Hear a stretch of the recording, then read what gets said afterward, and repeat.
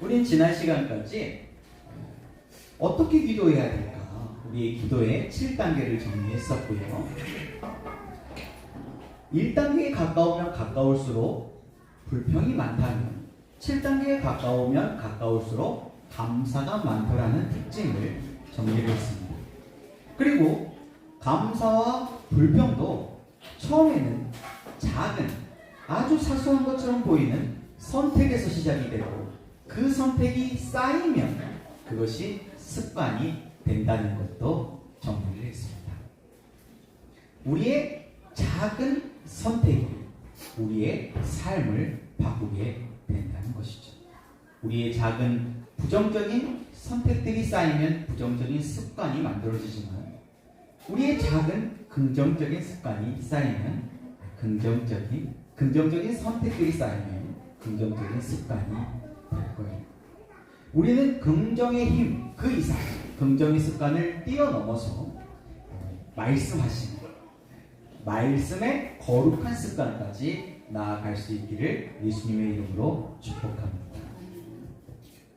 그래서 어떻게 하면 우리가 원망 불평을 버리고 감사할 수 있을까? 범사에 감사하는 것은 우리가 예수 그리스도 안에서 하나님의 뜻을 이루어드리는 하나님의 기쁨이 되는 선택이라고 하는데 어떻게 범사에 감사할 수 있을까? 그래서 지난 시간에 우리가 세대 통합 예배 가운데 아이들과 함께 감사하지 못하게 만드는 우리 안에 있는 부정적인 그런 감정들과 부정적인 생각들 그것들을 해소하는 화를 잘 내는 방법에 대해서 살펴보았죠. 화는 빵빵하게 빵 터질 때까지 모아두면 안 돼요. 모아두면 언제 터질지 몰라요. 이게 언제 터질지 모르기 때문에 마치 시한폭탄 같아요. 주변 사람들을 불안하게 만듭니다. 두렵게 만들어요. 특별히 내가 만만하게 생각하는 대상에게 우리는 화를 내기가 쉽거든요. 그러니까 강자한테 약하고 약자한테 강한 거예요. 그렇게 사는 사람들을 욕하면서 우리도 그런 삶을 사는 거예요. 우리가 출애굽기에서는 5대 광야 중에 그런 사람을 무엇 같다 그랬어요? 아말렉 족속 같다 그랬죠. 아말렉 족속 같은 집 하나님은 너무너무 싫어하십니다. 구약 성경이나 신약 성경을 읽어보면 이런 표현이 나와요. 고아와 과부와 나그네의 하나님. 하나님은요 고아와 과부와 나그네의 편이래요. 고아와 과부와 나그네 사회적 약자를 의미하거든요. 하나님은요 이 약자들을 돌보고 섬기는 것을 굉장히 기뻐하십니다. 왜 그럴까요? 그들도 하나님의 형상, 하나님의 자녀이기 때문입니다. 그래서 우리는 화를 잘 다스려야 돼요. 화를 잘 다스린다는 건 우리의 부정적인 감정이나 부정적인 생각을 잘 관리하는 거죠. 조절하는 것을 뜻해요. 우리 인지치유라든지 공감소통대화법이라든지 그런 것들을 조금 공부하신 분들은 트리거라는 걸 들어보셨을 거예요. 우리가 화가 나는 거는요, 화를 빵 터지게 만드는 트리거, 방아쇠, 총을 빵 발사시키는 방아쇠, 트리거가 있다는 거예요. 이 트리거가 바로 우리의 왜곡된 부정적인 생각이에요. 바꿔 말하면 신념이에요. 바꿔 말하면 가치관이에요. 좋은 가치관이나 좋은 신념은 좀 우리에게 유익할 수 있어요. 그러나 이게 왜곡되어 있고 부정적이라면은 주변 사람들을 힘들게 하고 그리고 결국에는 자기도 괴롭히는 거죠. 그래서 이 트리거가 무엇인지 찾는 게 굉장히 중요합니다. 그걸 제거해버려야 돼요. 이걸 제거하면 감정이 빵빵하게 그거 있다가도 우리가 지난주에 해봤던 것처럼 요걸 이렇게 빵 터뜨리려고 했는데 이게 잘 안 터져요. 근데 이게 날카로운 걸로 탁 치면 빵 터지잖아요. 요 날카롭게 요 빵 터뜨리는 거 요게 트리거거든요. 요것만 찾아내도 우리가 훨씬 더 우리의 감정을 다스릴 수 있어요. 거기서 더 나아가면 우리의 부정적인 감정을 일으키는 부정적인 감정들을 찾아내면 훨씬 더 높아져요. 여러분의 주요 부정적인 감정이 무엇인지만 알아도 놀라운 변화가 일어나요. 제가 내적 치유를 공부하고 또 공감소통대학교를 공부하면서 미세감정 수첩을 쓰라고 하더라고요. 감정의 변화를 적는 거예요. 그럼 이제 감정들이 막 변하거든요. 그러면 이제 그 감정들을 찾게 되는데 그걸 훈련을 하고 나니까 감정의 이 흐름들이 보여요. 그리고 저의 주요 감정이 무엇인지 찾게 되는데 저의 주요 감정은 억울함입니다. 그걸 딱 찾아내니까 감정을 다스리는 게 훨씬 쉬워지는 거예요. 왜냐하면 저 같은 경우에는 감정의 흐름이 1단계 억울함이에요. 아직 1단계이기 때문에 감정이 100이 되면 폭발한다. 빵 터진다 그러면은 억울하면 한 20, 30 정도밖에 안 돼요. 그러니까 뚜껑이 아직 안 열려요. 근데 억울함이 오잖아요. 근데 이 억울함을 계속 묵상해요. 성령님을 묵상하고 말씀을 묵상하고 기도하고 찬양을 묵상을 해야 되는데 이 억울한 일을 계속 묵상해요. 아, 내가 그때 그 말을 했었어야 되는데 그때 이렇게 받아쳤어야 되는데 막 그런 막 다 떠오르면서 그렇게 억울함을 묵상하다 보면은 이 억울함이 점점 커지더라고요. 그래서 이게 20, 30에서 40, 50으로 올라가요. 그러면 감정이 바뀌어요. 복수심으로 바뀌어요. 이 억울함이라는 게 저에게는 복수심으로 바뀌었어요. 왜냐하면 저는 어렸을 때 부모님으로부터 부정적인 양육태도, 강압과 징벌 속에서 자란 기억이 있거든요. 그게 팩트가 아니에요. 제가 그렇게 느끼는 거예요. 엄마 아빠가 훨씬 저에게 좋은 거 많이 해줬어요. 그런데 그런 거 다 잊어버리고 부정적인 것만 기억하고 있는 거예요. 왜곡된 거죠. 꼬여 있는 거예요. 묶여 있는 거죠. 그래서 이 쓴뿌리가 저의 감정을 가지고 장난을 치는 거예요. 그러면서 이 감정이 점점 커지면서 이제 이 생각을 장악해가기 시작하는 거예요. 점점 나는 억울해, 나는 복수해야 돼.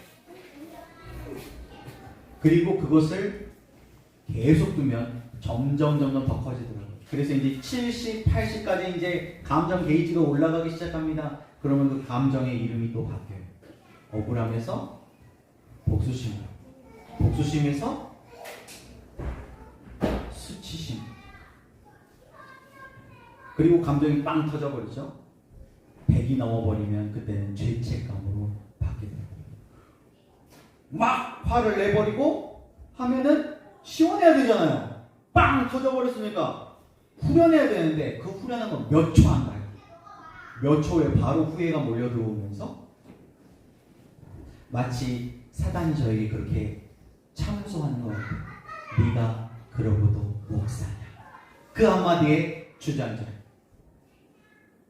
그러면 그 죄책감 때문에 예전에 생각해보면 몇 달을 가는 것 같아요. 그런 스트레스를 한번 탁 받으면은 이제 그 죄책감에 빠져요. 이건 마치 늪 같아요. 터널이 아니고 동굴이야. 깊은 동굴로 계속 들어가는 거예요. 그 상태가 지속이 되면 무기력해져. 그리고 그런 생각이 자꾸 들어요. 나 하나도 건사 못하고 우리 가정 하나도 건사 못하는데 네가 무슨 목회자냐. 네가 무슨 목회를 한다고. 목회 그만해야지 하는 생각이 들어와 버리면은 한 달, 두 달은 거기서 벗어나지를 못하는 거예요. 그런데 이런 훈련을 하고 나니까 뭐가 좋냐면 4단계까지 안 가는 거예요. 1단계에서 거의 알아차리는 거예요. 억울함이 딱 몰려올 때 또 장난하네.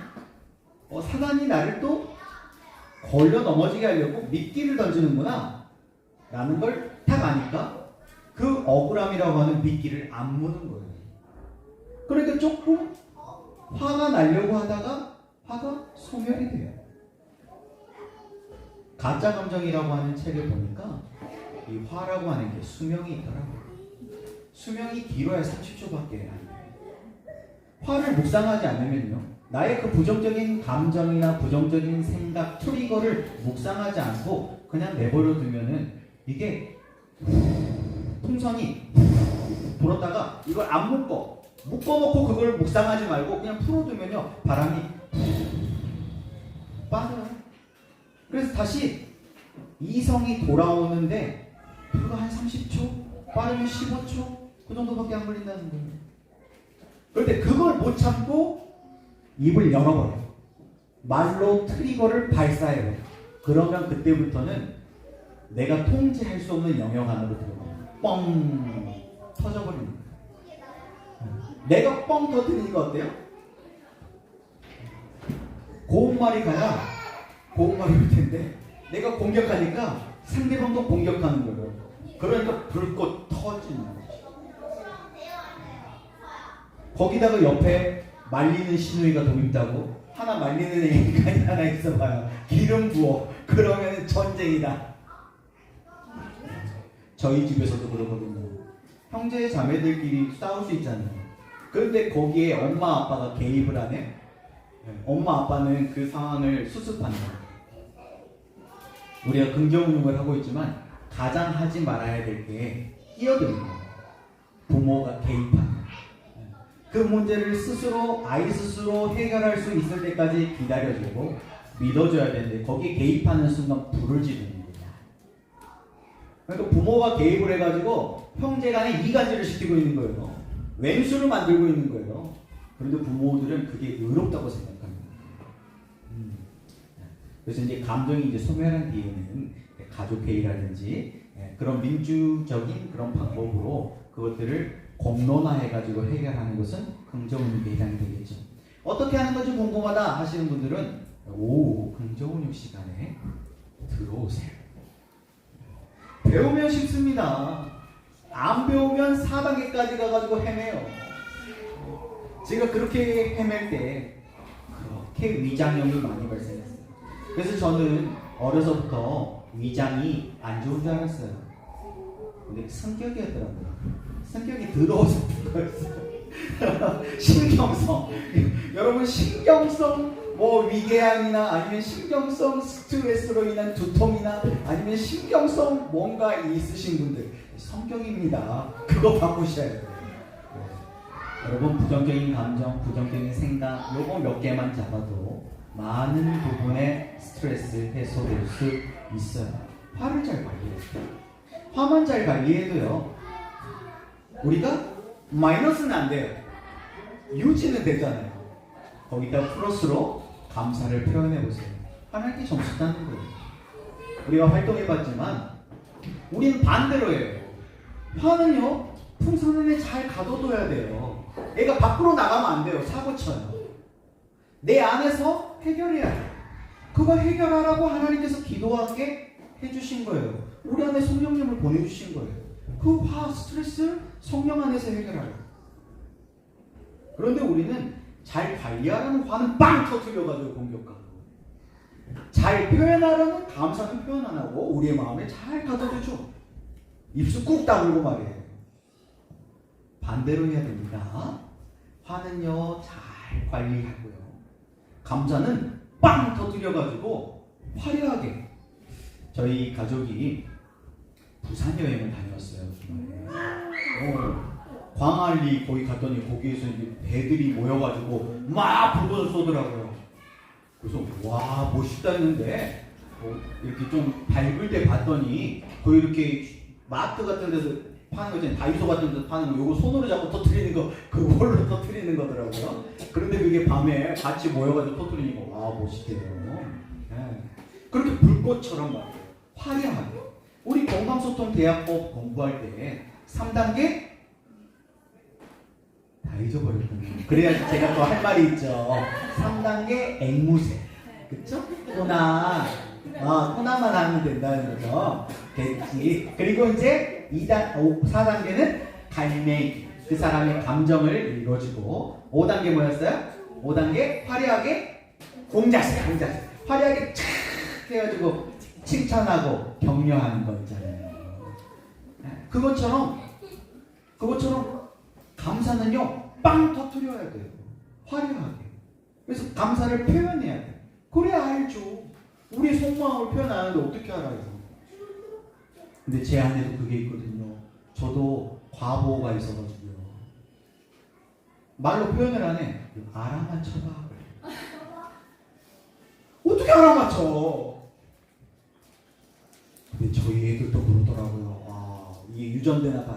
그래서 부모의 이 부정적인 양육 태도가 유전된다라고 우리 배웠잖아요. 그렇게 되더라고요. 그걸 배워요. 그래서 여러분, 우리의 화는 잘 관리하시고 감사는 빵 터뜨려가지고 표현하시길 바랍니다.